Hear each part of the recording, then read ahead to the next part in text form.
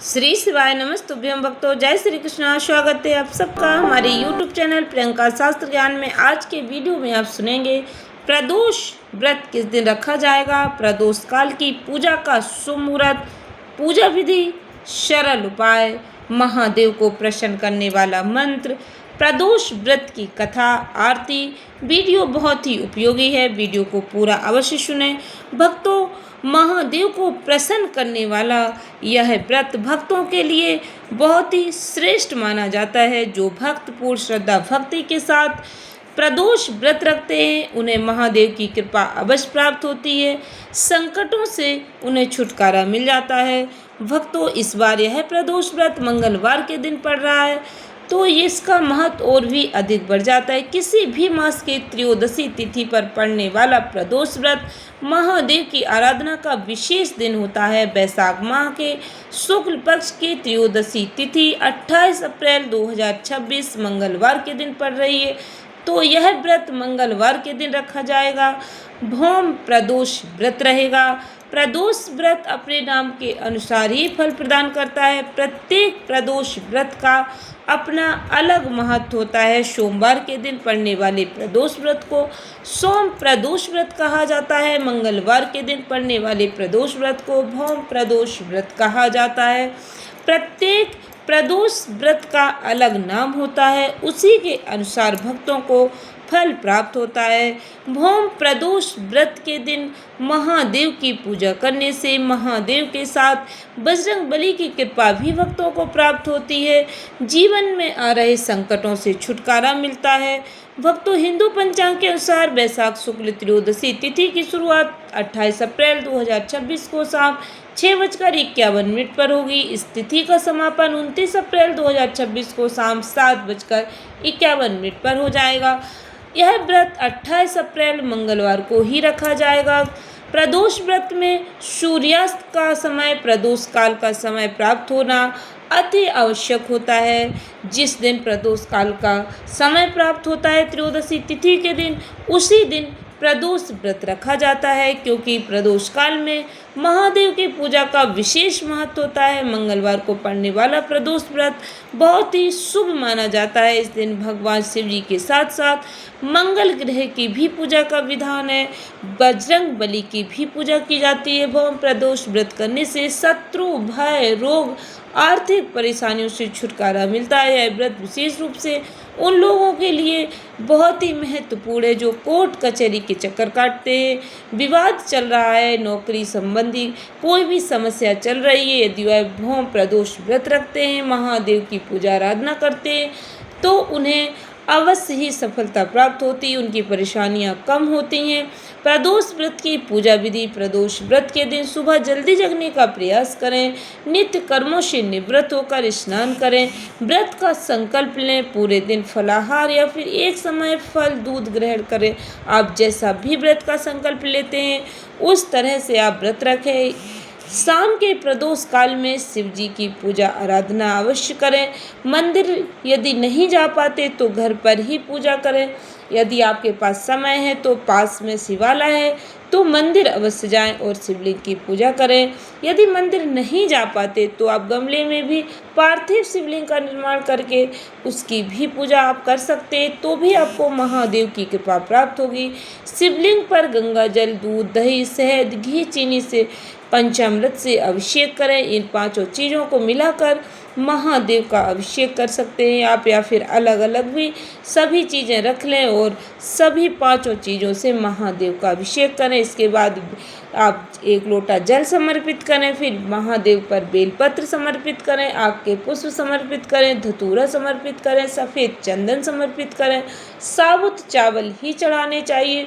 शिव चालीसा, शिव मंत्र ओम नमः शिवाय का जाप निरंतर करते रहें।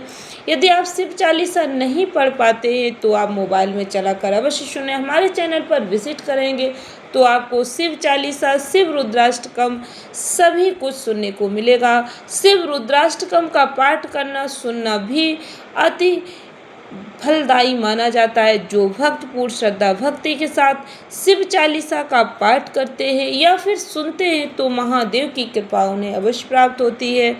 इसके बाद भक्तों प्रदोष व्रत की कथा अवश्य श्रवण करें, आरती करें महादेव की, उसके बाद प्रसाद का वितरण करें।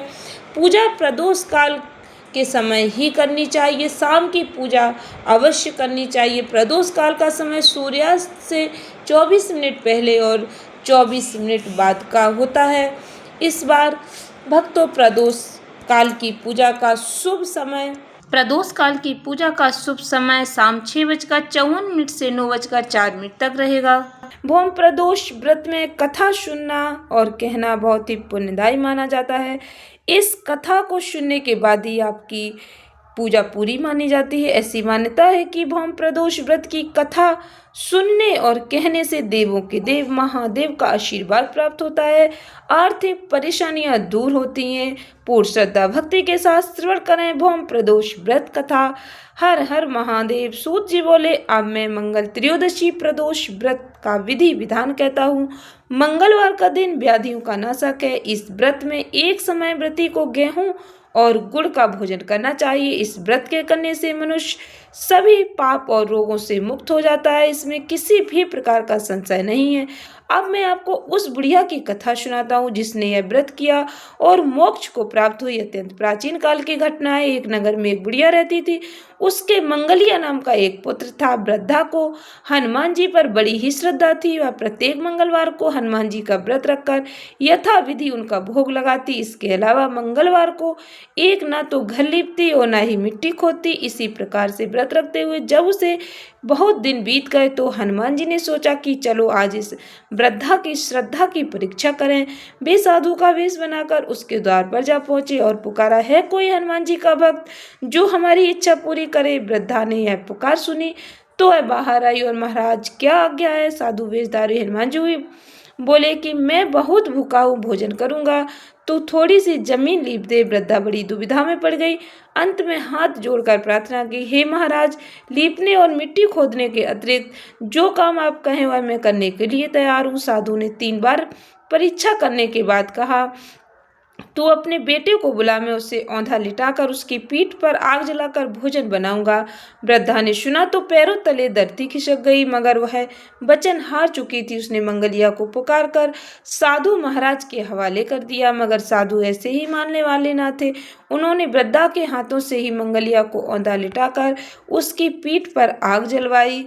भक्तों, आग जलाकर दुखी मन से वृद्धा अपने घर के अंदर पहुंची। साधु जब भोजन को बुलाकर कहा कि वह मंगलिया को पुकारे ताकि वह भी आकर भोग लगा ले। वृद्धा में आंसू भरकर कहने लगी, आंखों में आंसू भरकर कहने लगी कि अब उसका नाम लेकर आप मेरे हृदय को और न दुखाओ। लेकिन साधु महाराज न माने। वृद्धा को भोजन के लिए मंगलिया को पुकारना ही पड़ा। पुकारने की देर थी कि मंगलिया बाहर से हंसता हुआ घर में दौड़ा आया। मंगलिया को जीता जागता देखकर वृद्धा को सुखद आश्चर्य हुआ। वह साधु महाराज के चरणों में गिर पड़ी। साधु महाराज ने उसे अपनी असली रूप में दर्शन दिए। हनुमान जी को अपने आंगन में देखकर वृद्धा को लगा कि अब उसका जीवन सफल हो गया। भक्तों, यह कथा भक्तों के जीवन के सभी संकट हर लेती है। आशा करती हूँ वीडियो अच्छी लगी होगी। इस ज्ञानवर्धक कथा को अधिक से अधिक भक्तों को शेयर करके देवादिदेव महादेव और बजरंगबली का आशीर्वाद अवश्य प्राप्त करें। चैनल को सब्सक्राइब करें। अधिक से अधिक लोगों तक सनातन ज्ञान को पहुंचाने के हमारे प्रयास को सफल बनाएं। परम कल्याणकारी भगवान भोलेनाथ की आरती।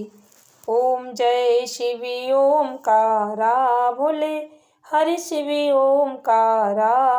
ब्रह्मा विष्णु सदा शिव, ब्रह्मा विष्णु सदा शिव, अर्धांगी धारा।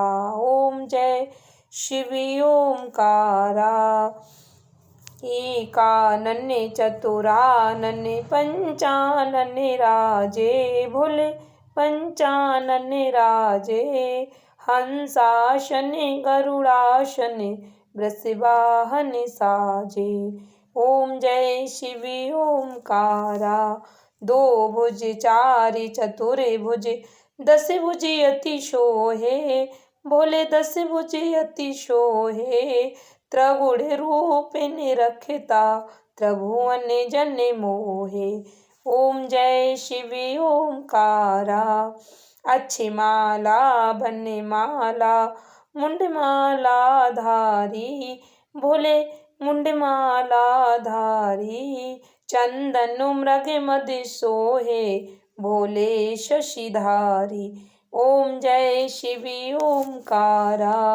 श्वेतांबर पीतांबर बाघंबर अंगे बोले बाघंबर अंगे। शनिकादिक ब्रह्मादिक भूतादिक संगे। ओम जय शिव ओमकारा। कर के माध्य कमंडल चक्र त्रिशूल धरता जग करता जग हरता जग संहार करता। ओम जय शिव ओमकारा। ब्रह्मा विष्णु सदा शिव जानते अविवेका बोले जानते अविवेका। प्रणवाक्षर के मध्य यह तीनों एका। ओम जय शिव ओमकारा। काशी में विश्वनाथ विराजत नंदी ब्रह्मचारी बोले नंदी ब्रह्मचारी। नित्य उठ भोग लगावत नित्य उठ भोग लगावत महिमायत भारी। ओम जय शिव ओमकारा। तेरे गुण शिव जी की आरती जो कोई नर गावे स्वामी प्रेम सहित गावे। कहते शिवानंद स्वामी जपत हरि हर स्वामी मन वंचित फल पावे। ओम जय शिव ओमकारा बोले हरि शिव ओमकारा। बोले पार्वती का प्यारा बोले के नयन वाला बोले तीन नयन वाला। ओम जय शिव ओमकारा। ब्रह्मा विष्णु सदा शिव बोले भोलेनाथ महाशिव अर्धांगी धारा। ओम जय शिव ओमकारा। धन्यवाद भक्तों। श्री शिवाय नमस्तुभ्यं।